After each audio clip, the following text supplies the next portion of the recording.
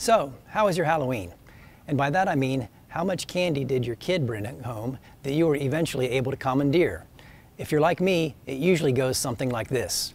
Your little trick-or-treater comes home with a sack full of loot and dumps it on the floor. He or she then sorts through the stuff, separating it into piles. The high-end stuff, chocolate bars, Reese's Cups, things like that, in one pile.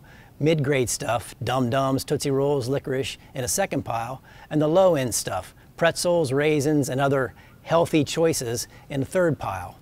You immediately swoop in and gather up half the first two piles. Too much of this stuff is bad for you, you explain, and you spirit it off as if to donate it to the troops or some such noble gesture. In truth, you're hiding it for your personal consumption. As the week wears on, your kid eats the good stuff first, then moves on to the second and then the third tier treats, and you do the same. So by now, a few days after Halloween, you're eyeballing your last Snickers Mini and wondering if your kid will miss a chocolate bar or two if you raid his stash. It's either that or lower your standards and start in on the lollipops and the pixie sticks. I vote for raiding the stash and requisitioning more of the chocolate for yourself. After all, too much of that stuff is bad for children, and they've always got the pretzels and the raisins to fall back on. I'm Brent Batten. Be sure to read my columns on Sundays, Tuesdays, and Thursdays in the Naples Daily News, and as always, thanks for watching.